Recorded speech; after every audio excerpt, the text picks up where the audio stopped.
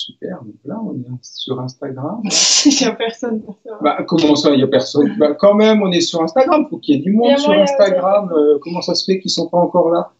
Venez vite sur Instagram, venez vite. Ah, voilà, là, on y est. On est aussi sur Facebook, on est sur Instagram, voilà. Donc, super. Bah, voilà. On se retrouve déjà pour cette 5e session. Voilà. Alors, peut-être qu'on faudrait qu'on parle plus fort, Kéra, pour être bien sûr que tout le monde nous entend. D'accord. Donc, voilà. Donc, là, est-ce que on va attendre que tout le monde vienne nous rejoindre sur Facebook et sur Instagram, puisque nous avons les deux connexions, n'est-ce pas, Kéra? Exact. Voilà. Donc, on va attendre encore quelques minutes. Ça va, tu es en forme, Kéra? Ça va. Voilà, le confinement. Ça se passe bien. Voilà, oui. Donc, c'est le 1er mai? Ouais. C'est le 1er mai, bah super. Faut le fêter à nos internautes. Voilà, faut le fêter à nos internautes. J'espère qu'ils sont là. En tout cas, nous, on leur envoie plein de bisous. Alors, on est là pour travailler. On travaille aujourd'hui. On travaille pour eux. Hein. On n'est pas tout seul. Il y a Redouane qui est avec nous à la technique. Hein. Bonjour et coucou Redouane. Voilà, merci à lui d'être toujours fidèle. Voilà, donc Kéra, est-ce que tu as eu le temps d'aller acheter un muguet aujourd'hui? Tu n'en as pas trouvé? J'ai pas trouvé. T'as pas trouvé de muguet? Ah, c'est dommage. Bon écoute, à défaut de muguet, écoute, je t'ai amené des petites fleurs, voilà, donc on vous dédie ces petites fleurs, voilà, qu'on a trouvées dans la rue quand on est allé se promener hier ou avant-hier. Voilà, donc ça ressemble à des gros muguets. Donc voilà, on les dédie à tout le monde, à tous nos auditeurs. Kéra, n'est-ce pas, toi aussi. Maya aussi qui est là à la technique, hein, voilà. Donc tu peux faire un petit coucou. Maya, viens ici. Tu peux faire un petit coucou à nos auditeurs qu'on te voit bien sur Instagram, voilà, et puis sur Facebook, voilà. Toi parce que là, voilà. Donc toi, tu t'occupes des questions, tu t'occupes de la technique. Voilà, et Kéra, donc voilà, on vous dédie ces petites fleurs pour ce 1er jour du mois de mai, avec un peu de soleil, un peu de pluie, voilà. On sait pas trop. On sait pas trop, voilà. Donc, mais des malaises. Ah, par contre, justement, voilà, tu as raison d'en parler, Kéra, on va parler des malaises aujourd'hui. Donc, on va parler des malaises et de différents types de malaises pour cette 5e session de formation sur les gestes qui sauvent, d'accord, avec l'UESSM. Donc, on est vraiment content de vous retrouver, d'être utile pour vous, tout comme j'espère que vous allez nous aider, nous soutenir dans nos démarches pour aider la population civile en Syrie et en particulier les soins en Syrie, n'est-ce pas? Donc là, on va faire aujourd'hui une 5e séquence sur les malaises et on finira cette séquence avec l'AVC. Même si l'AVC n'est pas un vrai malaise, c'est plutôt c'est quoi un AVC? C'est un accident vasculaire cérébral, d'accord? Donc là, on va parler de différents types de malaises. Alors peut-être pour commencer, alors je ne sais pas, certains ont vu peut-être la bande-annonce et on avait fait dans la bande-annonce, Kéra, une petite mise en scène où tu faisais des convulsions, d'accord? Donc on verra tout à l'heure qu'est-ce qu'on fait devant les convulsions. Mais d'abord, pour donner le programme, on va parler de différents types de malaises. On va parler des malaises, par exemple, d'hypotension, d'accord? Hypotension orthostatique, on va vous expliquer qu'est-ce que c'est. Des malaises dus à des hypoglycémies. Et donc, à chaque fois qu'on vous présentera un malaise, on vous dira qu'est-ce qu'il faut faire face à ce malaise, avec vraiment très peu de connaissances, vraiment en faisant preuve de bon sens. Et puis, on parlera aussi d'un malaise qui arrive souvent et qui peut être facilement résolu par n'importe qui d'entre vous si vous avez le bon réflexe. Ça s'appelle les malaises vagaux. Qu'est-ce qu'on fait devant un malaise vagal? Voilà, moi, ça m'est arrivé plusieurs fois dans des salles de théâtre, par exemple, que j'ai dû faire face à un malaise vagal et on a pu le résoudre assez rapidement. Et donc, comme je l'ai dit, on finira par les AVC et entre les deux, on fera aussi les crises d'épilepsie et les convulsions. Voilà, même si c'est pas tout à fait la même chose, on expliquera un petit peu la différence, mais qu'est-ce qu'on peut faire et on reviendra sur le quiz qu'on avait mis dans la bande-annonce. Voilà. Par quoi on va commencer, Kéra? Alors, n'oubliez pas que vous pouvez poser des questions évidemment sur les réseaux sociaux, sur Instagram, sur Facebook. Voilà, quelles sont les questions que vous voulez qu'on réponde sur les malaises, sur l'AVC, etc. Alors, ça sera pas un cours, sur l'AVC détaillé, etc. C'est vraiment qu'est-ce qu'on peut faire, qu'est-ce que vous pouvez tous faire, parce que vous pouvez tous agir pour sauver des vies, d'accord? Vraiment faire des choses pratico-pratique. Voilà. Alors peut-être pour commencer, Kéra, nous allons utiliser les moyens techniques qui nous sont donnés. On va faire de la simulation. Donc, est-ce que tu es d'accord pour faire un peu de simulation, Kéra? Oui. Voilà. Ouais. Alors, on va déjà faire un petit malaise. Voilà. Alors, j'ai pris un petit peu de maquillage. Alors, vous allez voir, c'est voilà. Kéra n'était pas très contente. Elle a dit non, pas de maquillage, pas de maquillage. Voilà. Comme vous pouvez voir, on va faire un peu de maquillage blanc. Voilà. À refaire à la maison. Voilà. Vous pouvez faire. Vous avez le maquillage avec vos enfants, avec qui vous voulez, avec votre conjoint, avec voilà. Alors, Kéra, elle n'a pas une tête de clown, hein, faut pas croire. Non, voilà. Donc, elle est toute blanche. Toute blanche, ça veut dire quoi? Elle est en pâleur. Elle a une pâleur. Voilà. Est-ce qu'on le voit bien sur l'écran? Voilà, on le voit très bien. Et puis même, on va encore rajouter des effets spéciaux. On va rajouter un peu de sueur. Voilà. Oh là là, Kéra, tu as des sueurs. Oh là là. Tac, tac, tac, tac, tac, tac, tac, tac, tac. Tu as des sueurs. Ouh là là, elle est en sueur. Voilà. Tout à fait. OK?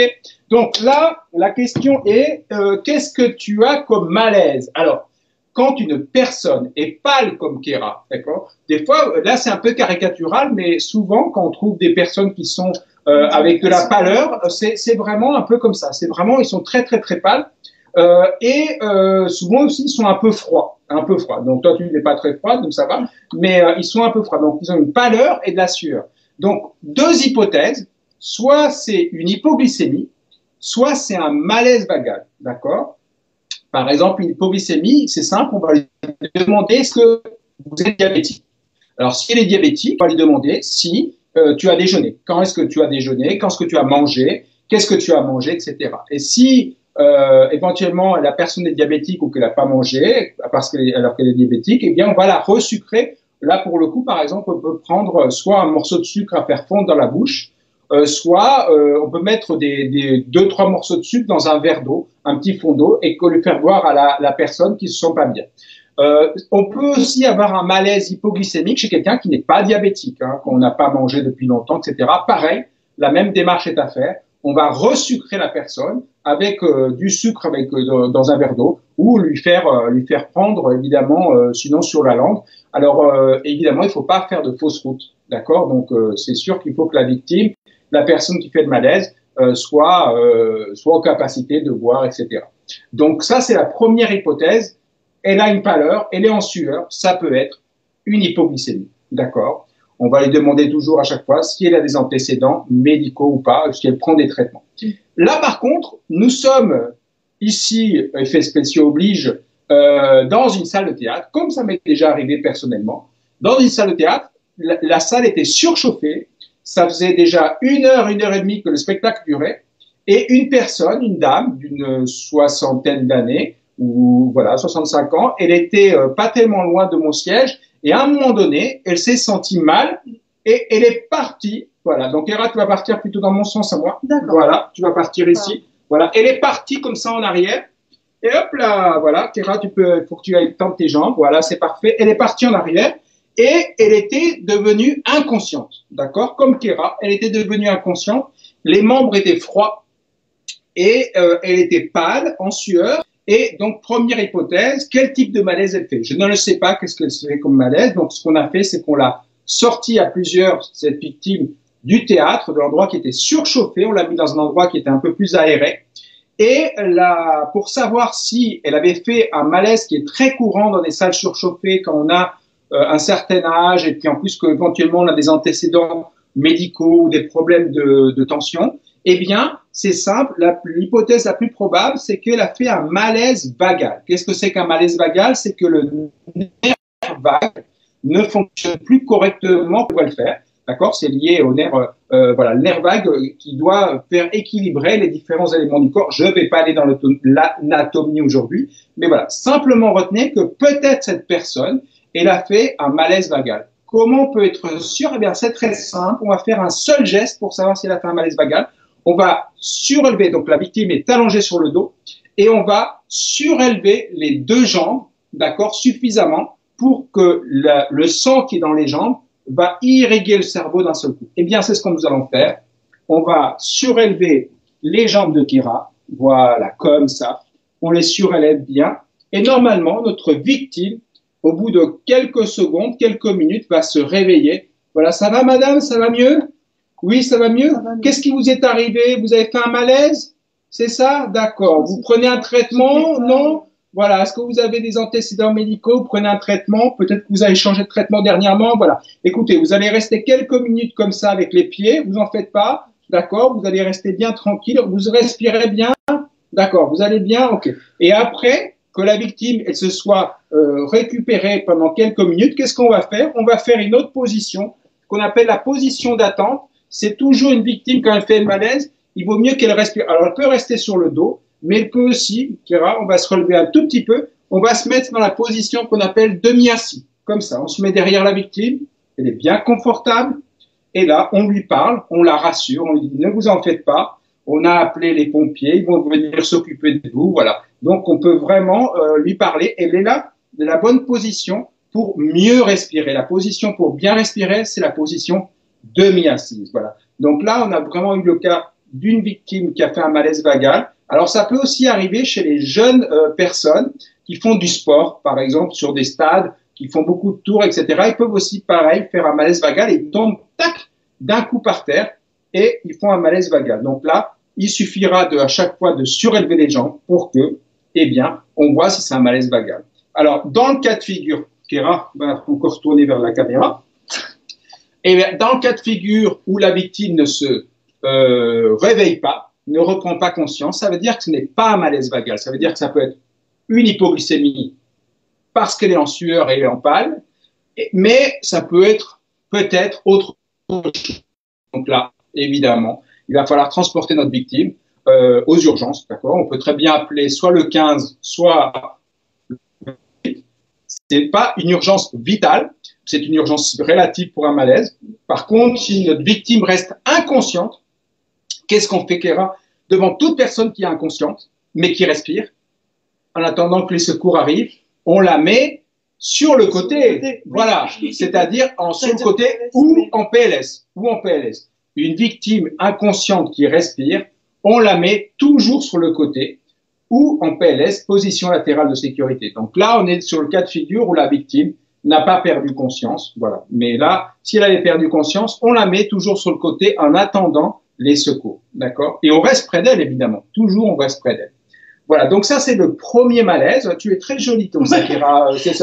Ça te va bien. Tu peux garder ce maquillage. Non, ça te va très bien. Ça te va très bien, ce maquillage. Donc, tu peux le garder. Donc, voilà. Alors, deuxième type de malaise. On a parlé du malaise vagal.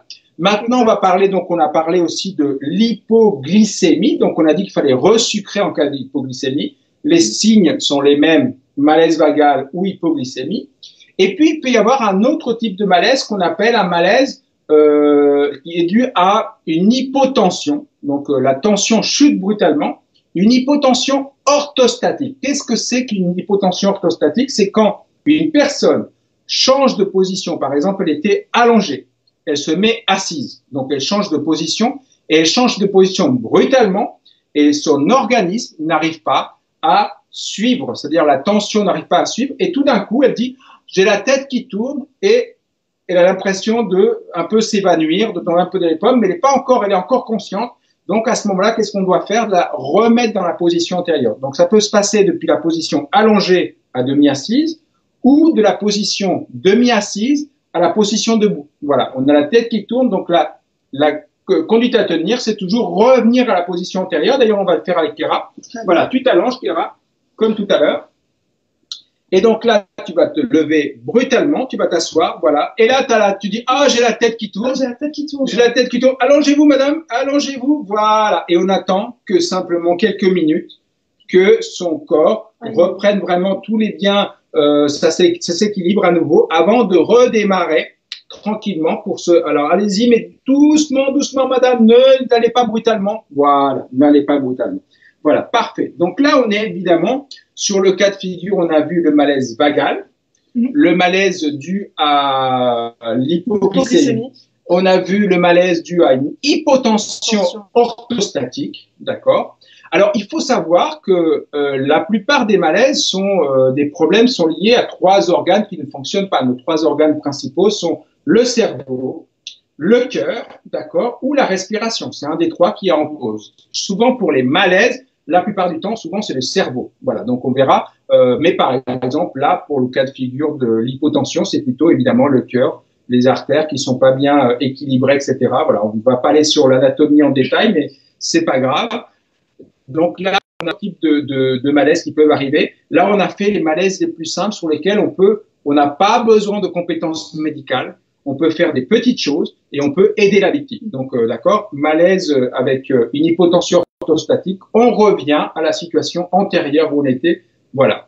Eh bien, Maya, est-ce que déjà à cette étape-ci, il y a des questions avant qu'on passe à un autre cas de figure ou éventuellement, peut-être que vous voulez qu'on parle de certains types de malaises qui vous intéressent. Voilà. Après, on va pas aller sur le détail de certaines pathologies, sur le diabète ou sur par exemple, les gens qui sont avec des problèmes de tension artérielle. On va pas aller sur le détail. On n'est pas là-dessus. C'est vraiment que faire un élément vraiment pratico-pratique pour vraiment aider une victime qui a un problème. Ça peut vous arriver à la maison. Ça peut vous arriver en famille, à une fête de famille. Ça peut vous arriver au travail. Ça peut vous arriver dans le métro. Souvent, il y a des personnes qui se sentent mal dans le métro, etc. Voilà. Donc, pour le moment, nous n'avons pas de questions, mais n'oubliez pas que vous pouvez en poser. Donc, on compte sur vous pour poser des questions. Il faut savoir que la plupart des éléments que je dis là, on peut évidemment les appliquer chez les enfants. D'accord? On peut les appliquer chez les enfants. Alors, chez un bébé, c'est moins évident de voir qu'il fait un malaise. Voilà. Mais en tout cas, chez les enfants, tous les malaises sont importants à prendre en compte et il faut évidemment appeler le 15, le SAMU, et demander un avis médical spécialisé et éventuellement aller à l'hôpital, en tout cas au moins consulter un médecin généraliste. Alors, dans notre bande-annonce que nous avions bien faite, alors je vais juste enlever un petit peu de maquillage, Kéra, voilà, voilà, comme ça, je t'enlève un tout petit peu. Voilà. Non, mais ça va comme ça. Voilà, c'est très bien comme ça. Eh bien, nous allons on avait fait un quiz dans notre bande-annonce qui parlait du cas de la convulsion. Donc, on va parler de la convulsion et on va parler de l'épilepsie, de la crise d'épilepsie. Donc, d'accord? Alors, il faut savoir que la convulsion peut être due à différentes causes. Par exemple, chez l'enfant, en particulier chez le bébé, la convulsion peut être liée à une hyperthermie. D'accord? La première cause, souvent, c'est une hyperthermie, c'est-à-dire que il a beaucoup de température, donc il a une fièvre importante, et que ça l'amène à convulser. Ça peut exister chez les adultes, mais c'est plus rare. Ça peut arriver chez les personnes âgées qui sont un peu plus fragiles, avec l'hyperthermie, ça fait des convulsions. Voilà. Donc, éventuellement, qu'est-ce qu'il peut y avoir encore une autre cause de convulsion? Une hypoglycémie. Une hypoglycémie peut créer une crise de convulsion. D'accord? Et puis, il peut y avoir différentes autres causes de la convulsion. On ne sait pas trop. Voilà. Donc, pour le moment, on va surtout, donc, on a un quiz à poser. Donc, Kéra va faire encore la comédienne. Les simulations, elle est très très forte en simulation. Donc, elle va s'installer ici et elle va faire une convulsion. Vous allez voir que quand quelqu'un convulse, la première chose qu'il faut que vous fassiez attention, c'est que c'est très très impressionnant. Ça nous impressionne. On a vraiment, on ne sait pas quoi faire. C'est très impressionnant quelqu'un qui convulse devant nous et on ne sait pas quoi faire. Donc là, on va justement savoir quels sont les premiers gestes à faire. Kéra, installe-toi pour convulser. Voilà, tu t'es installé comme ça, voilà. Et donc, recule-toi un tout petit peu vers le bas, voilà, qu'on te voit bien, voilà, sur notre petite chaîne Instagram. Voilà, on voit bien, là, comme ça. Et tu es en train de convulser, voilà. On voit, elle bouge tous ses membres, voilà, elle convulse, elle est inconsciente, hein, elle ne nous entend pas, elle convulse, elle bouge tous les membres. Bravo, Kéra, voilà. Donc, tu peux t'arrêter, si tu ne veux être trop fatigué après. Alors, la question, le quiz qui est posé, c'est: nous avons une victime qui a fait une convulsion, comme Kéra qui est là par terre, et il y a 3 propositions. Quelle est une proposition en premier à faire? Alors, lui mettre quelque chose dans la bouche, voilà, un objet, voilà, je sais pas quoi, un objet, ce que vous voulez, voilà, un objet, une cuillère, voilà, une cuillère en métal dans la bouche. Première proposition. Qu'est-ce qu'il faut faire en premier? Deuxième proposition, protéger l'environnement. Et troisième proposition, appeler les secours le 15. Voilà. Donc, on vous donne 5 secondes pour, alors, Kéra, tu peux te lever. Merci. Voilà. Alors, vous avez 5 secondes pour répondre à la question. Voilà. Vous avez Que faites-vous en premier? Dans la bouche à la personne qui convulse. Là, on est vraiment les premiers gestes au tout début. Est-ce que vous protégez l'environnement ou est-ce que vous appelez le 15? Il y aura peut-être même une quatrième proposition, on l'a pas mise, qui peut être regarder sa montre. Voilà. Donc, mais bon, on l'a pas mise. Alors, est-ce que nous avons pour le moment des réponses à notre quiz? Eh bien, si vous avez répondu à notre quiz, eh bien, vous saurez que la bonne réponse, c'était protéger l'environnement. C'est-à-dire que notre victime est en train de faire une convulsion, elle risque de se cogner la tête sur quelque chose, un objet, la table, la chaise, etc. Et il faut la protéger. On met des coussins, on met un oreiller, ce que vous voulez, un vêtement. Il faut protéger qu'elle se cogne pas la tête. Mais il ne faut surtout rien mettre dans la bouche. Pour quelle raison? Quelqu'un qui convulse est en train de bloquer tous ses muscles. Ses muscles sont rigides et on peut rien faire. On peut à peine la toucher. C'est pas la peine. On va la laisser faire sa convulsion. On peut pas, elle a les dents qui sont serrées comme ça, elle a la mâchoire crispée, donc ça sert à rien de vouloir lui mettre un objet dans la bouche, puisque si on met un objet dans la bouche, premièrement, le risque c'est qu'on lui casse des dents. Elle va pas être contente quand elle va se réveiller qu'on lui ait cassé des dents. Deuxième problème, alors souvent on dit c'est parce que elle risque de se mordre la langue. Eh bien en fait, qu'elle se morde ou pas la langue, ça ne changera rien. On ne pourra rien faire quand quelqu'un est en train de faire une convulsion, ses muscles sont rigides, on ne peut rien faire. On ne peut surtout pas lui mettre quelque chose dans la bouche. Et le risque aussi, c'est que si on lui met quelque chose dans la bouche, elle casse soit les dents, soit l'objet, et elle l'avale. Et pour le coup, ça va faire une obstruction des voies aériennes. Donc là, ce n'est pas la bonne solution, on va aggraver le problème, donc on ne met rien dans la bouche. Et qu'est-ce qu'on fait? On n'appelle pas tout de suite le 15. Parce que la quatrième proposition que j'avais faite, c'est on regarde sa montre. On doit regarder sa montre. Vous devez comptabiliser combien de temps dure la convulsion. Parce qu'une convulsion, généralement, dure pas plus de 3 minutes. D'accord? Donc, voilà. Pas plus de 3 minutes. C'est impressionnant, mais on va attendre que ça s'arrête. Par contre, si une convulsion dure trop longtemps, au-delà de 3 minutes, qui est normalement la durée normale, ça commence à être un problème grave. Parce que ça veut dire que le cerveau est en train d'être endommagé. D'accord? Donc là, évidemment, on a comptabilisé à partir de quand la convulsion dure de plus de 3 minutes, c'est grave. Et il faut le dire quand on appelle le 15, les secours. En tout cas, voilà. Alors là, on a eu le cas d'une personne qui convulse. D'accord? Alors souvent, on a aussi un autre cas. Donc on a dit que la convulsion peut être due à différentes hypothèses. Ça peut s'arrêter ou pas. Et on a aussi le cas d'une autre problématique qui ressemble à une crise de convulsion, c'est une crise d'épilepsie. Alors la différence entre la crise d'épilepsie et la convulsion, c'est juste que la crise d'épilepsie, elle intervient chez un patient épileptique. C'est-à-dire que normalement, c'est une personne qui a une pathologie, d'accord, et qui est épileptique et souvent qui a un traitement pour l'épilepsie et qui soit n'a pas pris son traitement et il fait une crise d'épilepsie. Il suffit de lui donner son traitement après qu'il ait fini la crise pour qu'il ne refasse pas de crise d'épilepsie. Ou tout simplement, ça peut être dû à par exemple, de stress. Voilà, par exemple en période d'examen, etc., ou un autre niveau de stress. Eh bien, les patients épileptiques peuvent faire une crise d'épilepsie. Mais en général, c'est pas la première fois que ça leur arrive, etc. Donc, la première des choses, quand vous avez une personne qui convulse ou qui fait une crise d'épilepsie, même s'il n'y a pas beaucoup de différence en termes de vision des deux, eh bien, lui demander si elle a des antécédents. Voilà, si elle prend des traitements, si elle est épileptique ou pas, voilà. Et en fonction de ça, on va donner ces informations au secours, au téléphone, au 15. Donc voilà, on va les appeler, on va les prévenir et on va pouvoir évidemment essayer d'aider notre victime. En tout cas, dans tous les cas de figure, quand vous avez une victime qui fait un malaise, il faut toujours rester à côté d'elle jusqu'à que les secours arrivent.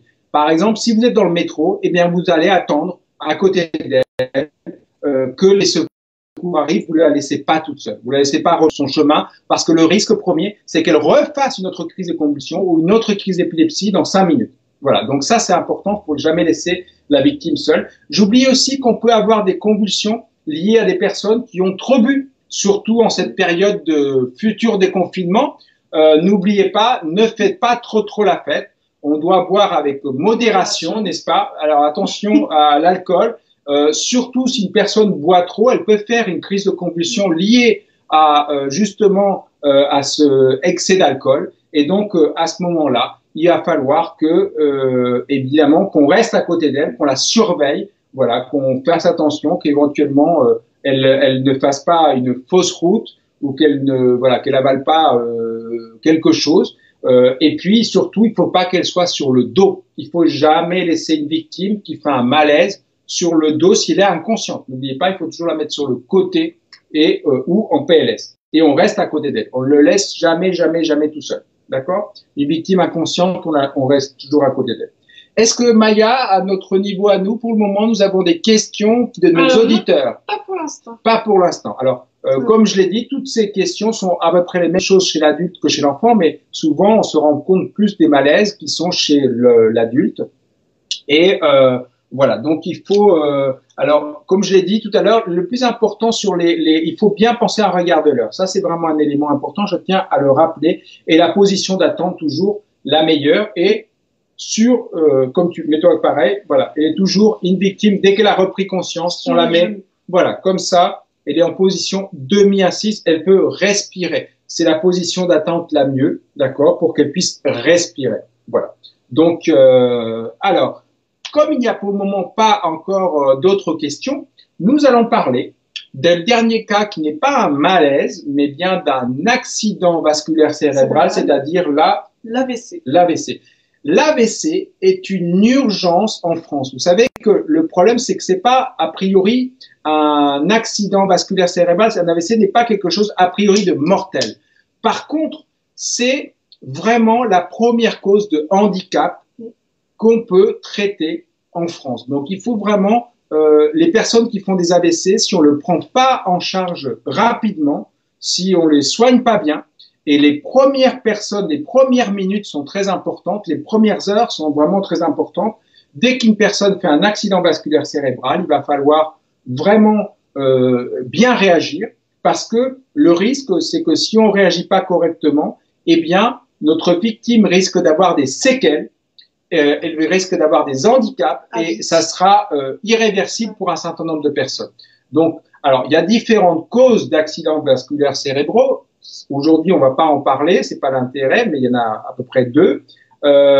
Et l'important, c'est de reconnaître les signes de l'AVC et savoir quoi faire. Il faut savoir que quand vous avez reconnu les signes de l'AVC, la première des choses, c'est évidemment d'appeler le 15, mais le 15 ne va pas envoyer un véhicule des urgences, c'est-à-dire un véhicule du SAMU avec un médecin, un infirmier et un chauffeur ambulancier, parce que ça ne sert à rien que cette victime, il n'y aura pas de traitement spécifique là au domicile. Il n'y aura pas c'est pas important non plus que cette personne aille aux urgences, d'accord? Pourquoi? Je vous explique. Parce qu'en fait, l'accident vasculaire cérébral, c'est un problème de qui bouche les vaisseaux du cerveau. Et là, il faut aller dans un service spécialisé, c'est-à-dire un service de neurologie. C'est pour ça que quand on appelle le 15, on doit lui donner précisément les signes cliniques qu'on voit et que tout le monde peut identifier à la maison. Alors, c'est très, très simple. Hein. Quelqu'un qui fait un accident vasculaire cérébral, comme notre chère comédienne Kéra, eh bien, il va falloir faire un élément mémotechnique. Alors, je vous dirai après les acronymes hein, dont on a déjà parlé dans notre petite bande-annonce, ça s'appelle FAST en anglais et VIT en français. Mais en fait, il va falloir identifier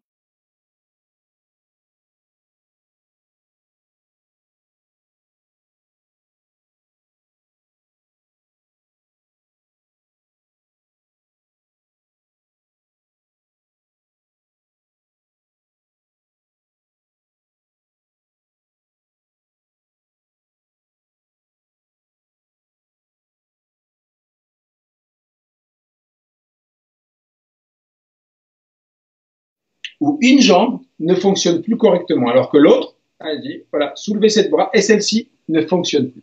Donc, on peut avoir d'un côté ce qu'on appelle une paralysie d'un côté du corps, soit de droit ou gauche, peu importe. Et puis aussi, on va avoir une différence au niveau du visage. Et par exemple, on va lui demander de sourire. Tu peux sourire, tu auras bien un grand sourire. Eh bien, quelqu'un qui sourit, vous allez voir une différence. Alors, quelqu'un qui a un AVC, il y a un côté qui ne sourit pas, en fait, voilà. Donc, un peu comme Kéra, elle essaye de le faire. C'est une très bonne comédienne. Voilà. Donc, c'est ça les 2 éléments principaux. Il y a un bras ou une jambe qui ne fonctionne pas, et puis une partie du visage qui est asymétrique, c'est-à-dire qui n'est pas pareil que l'autre. On demande du sourire, et on voit tout de suite qu'il y a une partie qui sourit et pas l'autre. Et le troisième,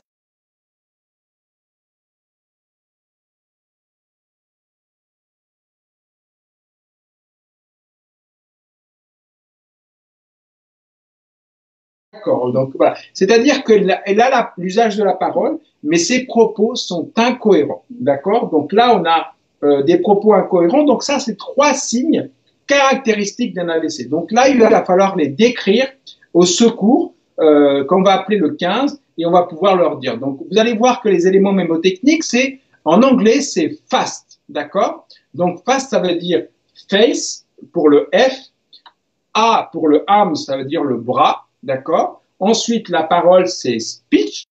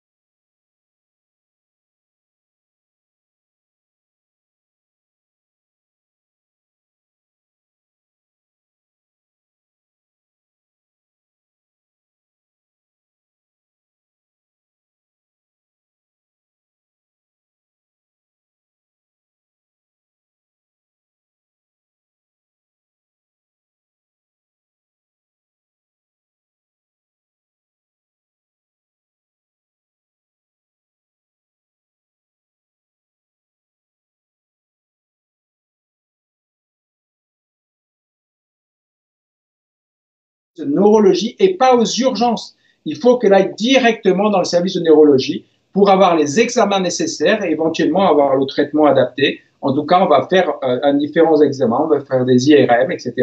Donc là, il va falloir voir si l'action du caillot sur le cerveau. Donc c'est ça le plus important. Voilà. Est-ce que Maya, il y a des questions pour le moment, ou à notre camarade Redouane, ou sur Instagram? Est-ce que nous avons des questions de nos fidèles auditeurs? N'oublions pas que c'est notre cinquième session de formation et que vous pouvez revoir les autres séquences de formation que nous avons fait. Hein. On en a fait toujours sur la page Facebook de l'USSM, mais sont toujours disponibles les vidéos. Et est-ce que nous avons une question, Maya? Alors déjà, on demande que faire si on est loin du téléphone. Alors, que faire si on est loin du téléphone? C'est-à-dire, par exemple, l'idéal, c'est d'avoir un téléphone portable à portée de soi. Voilà, donc c'est surtout ça important. Et puis c'est vrai que si la victime est tout seule, c'est plus compliqué. Voilà, mais pour le coup, voilà, normalement il y a un numéro aussi d'urgence pour les gens qui ont du mal, qui ne peuvent pas parler. Le numéro c'est 114, il me semble, pour les urgences, pour les sourds et muets. Voilà, donc il me semble que c'est celui-là le numéro. Donc voilà, mais l'idée c'est d'avoir un téléphone, évidemment le 15, et là on peut appeler de n'importe quand. Est-ce qu'il y avait une autre question, Maya, ou je vais aussi demander à notre camarade Redouane? N'oubliez pas que si vous aimez, vous avez le droit de le dire. Si vous voulez des informations complémentaires, vous aussi pouvez le faire dans vos commentaires. Vous pouvez aussi dire ce que vous souhaitez pour notre prochaine séquence de simulation et de formation au geste qui sauve la semaine prochaine, qui va être pour le dernier jour de confinement. On l'espère. Croisons les doigts. Le dernier jour, c'est pas sûr. Peut-être qu'ils vont faire des prolongations. Eh bien, on fera sur les plaies et en particulier quoi mettre dans sa petite trousse d'urgence. Voilà, savoir quoi faire. La trousse à pharmacie indispensable. Indispensable, vraiment le strict minimum. Qu'est-ce qu'on va faire avec les plaies et éventuellement tout ce qui est dans les traumatismes. On essaiera de parler des traumatismes. Voilà, on parlera des immobilisations, etc.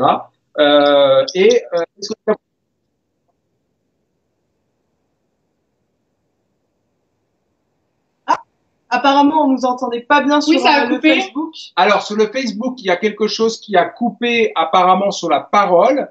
Donc, le petit schéma, c'était sur le fast.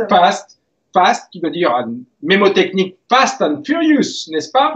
Donc, ça veut dire quoi fast en anglais? Ça veut dire vite. Et donc, fast, le A, c'est le visage, la symétrie du visage, d'accord? Arm, c'est un membre qui ne bouge pas correctement. Et puis speech, que la parole est là, mais que la personne dit des mots qui ne sont pas cohérents. Voilà. Et là, pour le coup, le dernier, le T, c'est le temps. Il faut appeler rapidement. les secours le 15. Et la même chose en français, on a dit le vite. Donc le vite pour visage, pour le V. Le I, c'est incapacité d'un membre, le bras ou la jambe. Le T pour le trouble de la parole. Et puis le E pour extrême urgence. Il faut appeler le 15 et leur dire que c'est une urgence vitale, que c'est une suspicion d'AVC et qu'il faut qu'il aille dans un service de neurologie. D'accord? Alors, Maddy, y a-t-il une autre question? Oui, Elena me demande que faire si on est en campagne loin d'un hôpital?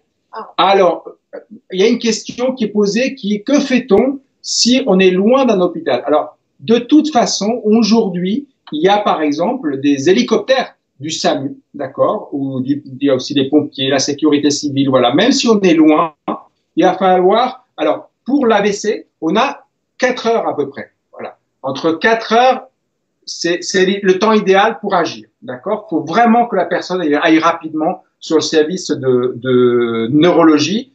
6 heures, c'est déjà un délai trop important, donc il faut vraiment aller rapidement. D'abord, le plus important, c'est de bien détecter que c'est des signes d'AVC, convaincre les services de secours que c'est vraiment un AVC par les signes cliniques qu'on a vus, qu'on a bien posé des questions. Si vous avez un doute, vous demandez quelles sont les choses à faire au 15, ils vous diront qu'est-ce qu'il faut faire, et puis ils enverront, par exemple, un hélicoptère éventuellement. D'accord? Donc, en tout cas de figure, si on dit que c'est une urgence, si on est loin de l'hôpital, on peut y aller en hélicoptère. D'accord? Donc, faut vraiment, par contre, il faut vraiment décrire les signes.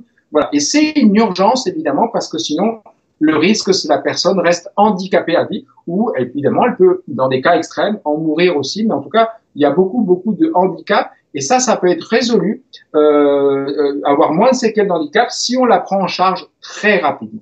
Maya, y a-t-il des questions encore de nos auditeurs, fidèles auditeurs?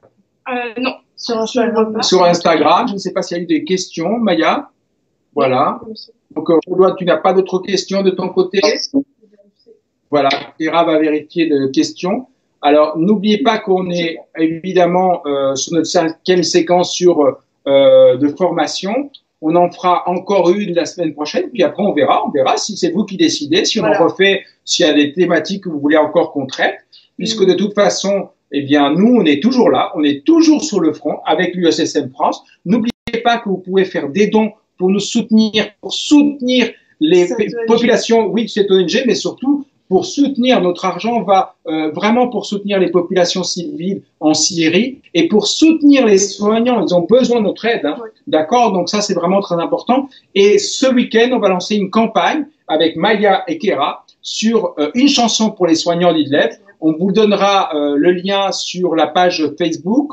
On fera une publicité sur Instagram. Vous serez aussi sur la chaîne YouTube de l'association l'USSM France. Vous serez au courant. Voilà, on va lancer une campagne. On a besoin de tous les chanteurs, les musiciens, pour que vous chantiez une chanson et que vous dédiez. Pour les soignants d'Idlib. Voilà, pour les soignants d'Idlib en Syrie. Et on va leur dédier cette chanson. Et ceux qui ne chantent pas, ils peuvent faire la publicité à cette campagne. Mais voilà, si vous êtes connu, pas connu comme artiste, eh bien, envoyez-nous vos vidéos. Vous nous envoyez un petit message via Facebook, via Instagram. Vous pouvez aller sur notre site ussm.fr, évidemment. Vous aurez les échos de toutes ces campagnes. Évidemment, on veut leur montrer aux soignants à Idlib qu'ils sont pas tout seuls, qu'on les soutient, qu'on les applaudit. Hein, voilà, comme les gens applaudissent en France. Voilà, donc on veut vraiment leur montrer qu'on les applaudit.